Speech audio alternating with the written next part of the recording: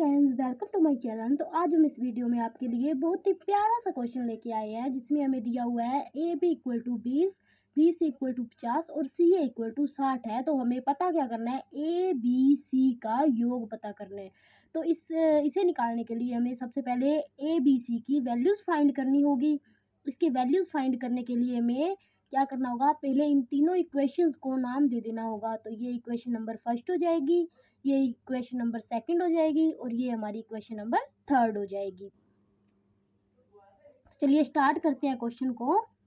अभी हमने क्या करना है, अभी हमें इन तीनों इक्वेशंस को मल्टीप्लाई कर देना होगा। जैसे equation number first multiply equation number second multiply में equation number third. Equation first में हमें क्या दिया हुआ है, ए बी, और सेकंड में बी सी, और थर्ड में सी ए। इक्वल टू में क्या दिया हुआ है, A B equal to 20, B C equal to 50 और सी ए इक्वल टू 60। तो हम इन तीनों को मल्टीप्लाई कर देंगे तो ए बी सी और सी ए, इन तीनों में ये ए है और ये ए है, तो ए गुणा ए क्या हो गया, ए की स्क्वायर। मल्टीप्लाई में बी गुणा बी क्या हो गया, बी स्क्वायर, और मल्टीप्लाई में सी गुणा सी क्या हो गया, सी स्क्वायर। इक्वल टू में इन दोनों को मल्टीप्लाई करेंगे तो हमारे पास आएगा 5 दूनी 10 और 10 सिक्के 60, और ये 3 जीरो है, 1 2 3 3 जीरो। तो ये जो स्क्वायर है, ये तीनों की हमें कॉमन ले लेनी होगी। तो ये स्क्वायर इनकी कॉमन आ जाएगी यहाँ से, मल्टीप्लाई में सी और ये स्क्वायर कॉमन आ जाएगी, इक्वल टू में 60,000। ठीक है।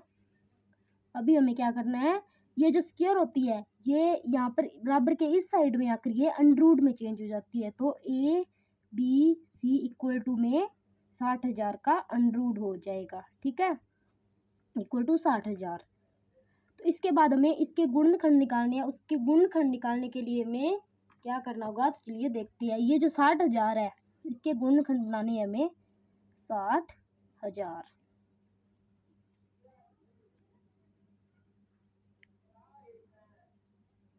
ये पहले 2 के पाड़े में जाएगा तो 30,000 हो जाएगा।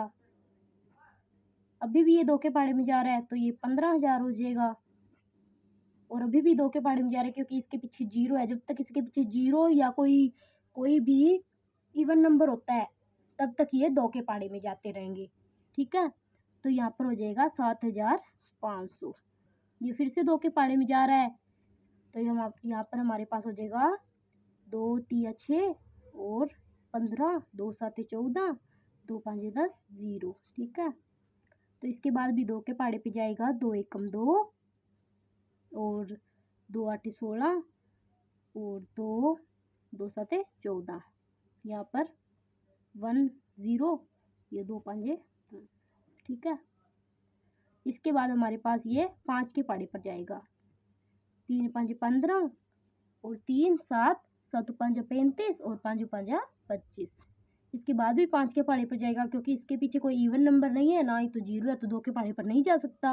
ये तो 5 के पाड़े पर जाता है, जिसके पीछे 5 होता है वो। अब ये 5 के पाड़े पर जाएगा दोबारा से, तो हमारे पास आ जाएगा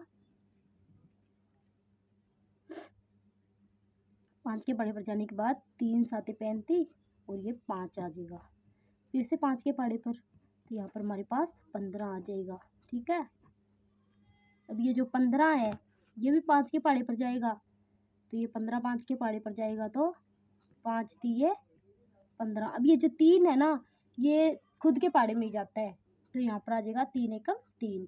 तो इसकी हम अगर गुणनखंड निकालें तो क्या होगा, ये देखिए, अंडररूट में A B C equal to under root में, यहाँ पर इसकी वैल्यूज पुट कर देंगे।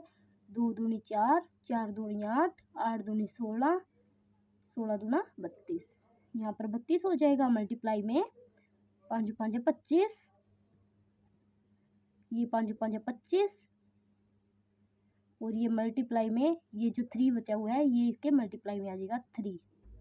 छोटा सा लिख देती हूँ यहाँ पर 3। ठीक है, A B C equal to, अभी हम इस 32 को क्या लिख सकते हैं, 32 को हम 16 गुना 2 लिख सकते हैं ना, तो ये हमारा आ जाएगा 16 गुना 2। मल्टीप्लाई में 25, मल्टीप्लाई में 25, और मल्टीप्लाई में 3। ये हमारे पास ऐसे ही पड़ा है, ठीक है। तो A B C equal to में ये 16 को हम क्या लिख सकते हैं, 4 का स्क्वायर लिख सकते हैं ना, मल्टीप्लाई में 2, मल्टीप्लाई में 25 को 5 का स्क्वायर लिख सकते हैं, और इस वाले 25 को भी हम 5 का स्क्वायर लिख देंगे, और मल्टीप्लाई में 3, इन सब का अंडर रूट हो जाएगा, ठीक है। अभी हम करेंगे A B C equal to, इन तीनों का अंडर रूट कॉमन आ जाएगा, स्क्वायर कॉमन आ जाएगी, अलग अलग अंडर रूट कर देंगे इनको हम, ठीक है। तो अंडर रूट में 4 की स्क्वायर, मल्टीप्लाई में 5 की स्क्वायर, और मल्टीप्लाई में 5 की स्क्वायर कॉमन आ गया, और ये 3 और 2 कितना हो गया, अंडर रूट में 6 हो गया। इन तीनों की स्क्वायर हम कॉमन ले लेते हैं, A B C equal to में अंडर रूट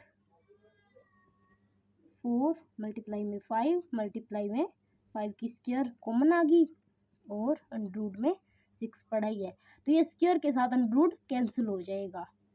तो इसके बाद हमें क्या करना है, ये जो ए बी है, ए बी सी दिया हुआ है 4, ये जो ए बी है हमारे पास ए बी सी 4 मल्टीप्लाई में 5, मल्टीप्लाई 5 आ गया, अंडर रूट 6 आ गया, ठीक है।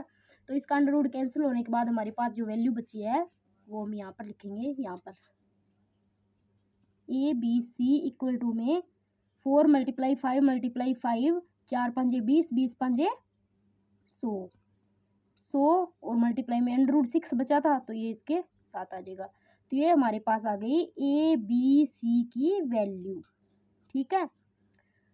अब हमें यहाँ से ए बी सी